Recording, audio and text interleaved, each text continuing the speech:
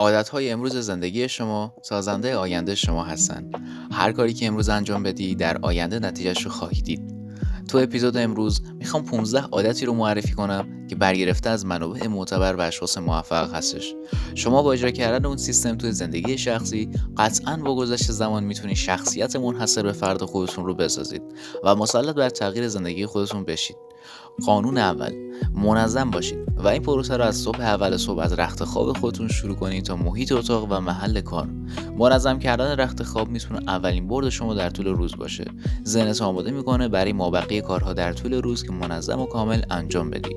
قانون دوم: چند دقیقه با خودت خلوت کن. فرقی نمیکنه دعا و عبادت بر اساس عقایدت باشه یا مدیتیشن.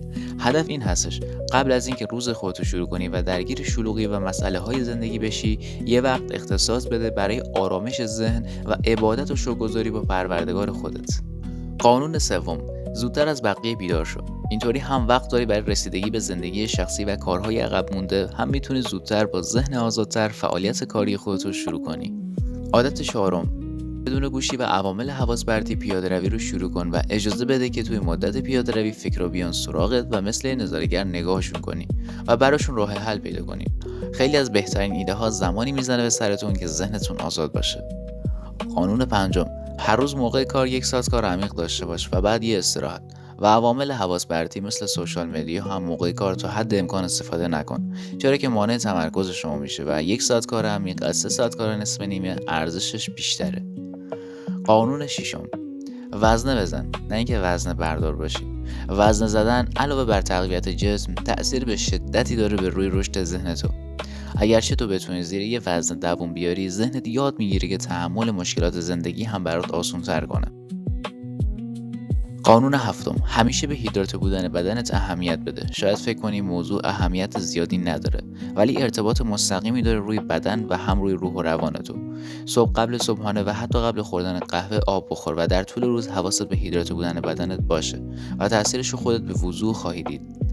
قانون هشتم: هر روز 10 صفحه از کتاب بخون که در مسیر هدف تو باشه و این بهت هنر آگهی تو زندگی میده. بهت کمک میکنه که راه غلط نری. هر روز 10 صفحه کتاب میشه بیشتر از 3000 صفحه در سال، یعنی 10 کتاب و 10 مهارت که تأثیر خیلی زیادی روی زندگی شما خواهند گذاشت.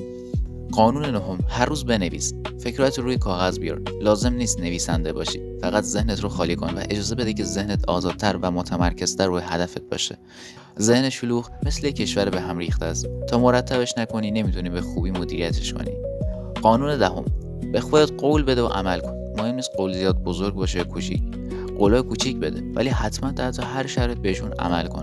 اینطوری هم ارادت تو کم کم قوی تر کردی، هم اعتماد به نفست نسبت به خودت زیاد میشه. اعتماد به نفس از انجام قولهایی که به خودت میدی ساخته میشه. عادت 11: نگفتن رو یاد بگیر. به هر چیزی که وقت و انرژی و تمرکزت رو میگیره بگو نه.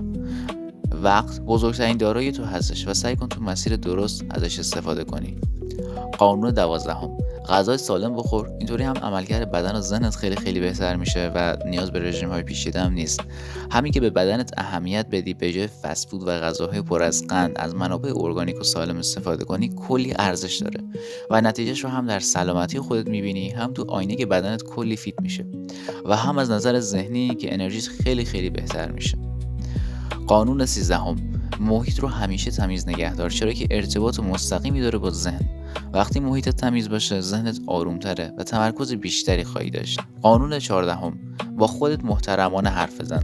مراقب کلماتی که هر روز تکرار میکنی باش، چرا که بعد از یه مدت ذهنتون قضیه رو باور میکنه و بر اساس اون باور رفتار میکنه.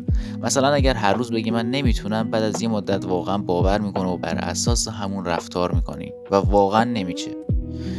قانون 15: منتظر فرشته نجات تو زندگیت نباش. هیچکس قرار نیست زندگی تو رو بسازه. مسئولیت آینده همش با خودته، چرا که آینده تو بر اساس سیستم و عادت امروز تو ساخته میشه. پس به جای منتظر فرشته نجات بودن، از همین الان، از همین امروز شروع کن و کم کم روتین و عادتهای خودت رو اصلاح کن. اینطوری میتونی روی زندگی خودت تمرکز کنی و نتیجه بهتر و بهتر ببینی. امیدوارم که تا اینجا ویدیو براتون مفید بوده باشه.